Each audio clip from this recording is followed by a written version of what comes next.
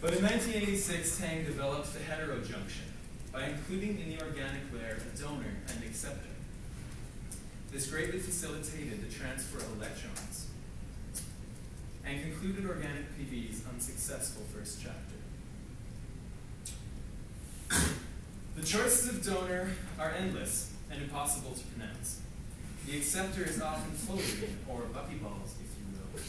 But electron mobility still was an issue. They had to reach that heterojunction. And in plastics, electrons move so little they're practically standing still. Standing still? How can that be? I thought you said that they were free. Oh. Maybe we have a bunch of fascists here. That is awesome.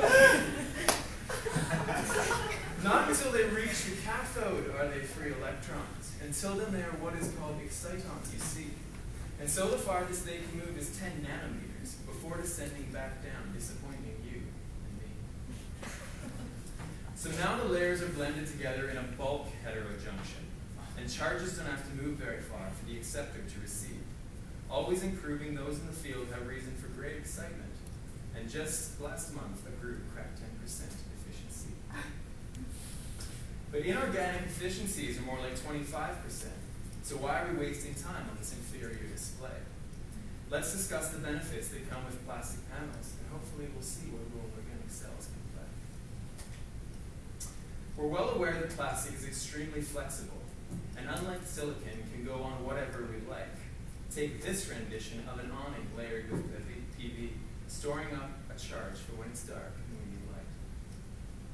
But inorganic thin films can be flexible as well, with excellent performance and high efficiency.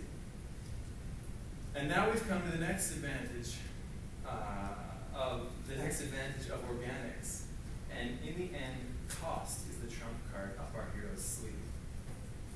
Producing plastics is about as cheap can be.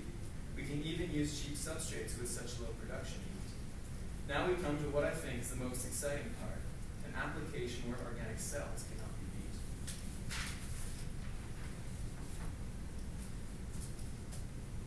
Because it's limitless the ways a plastic can be structured, the clever experimenter can control each property. Take Lunt, whose novel solar cell had this absorption spectrum, resulting in a cell through which the human eye can see. This cell's components are balanced in a rather clever way, absorbing mostly infrared and ultraviolet light.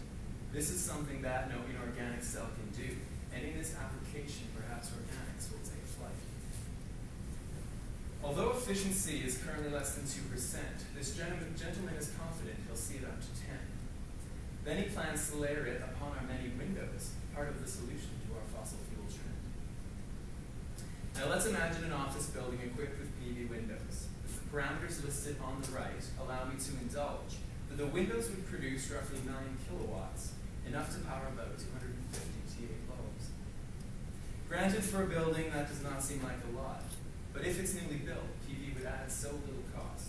Adding it to windows would be but slightly more expensive, and then the energy is free, as else it would be lost. That's all I have. Hope you enjoyed it as much as me, though it's possible all you learned is that it doesn't come from trees. Before we start with questions, I should probably mention to Josh that at this point I have no idea just how much it will cost.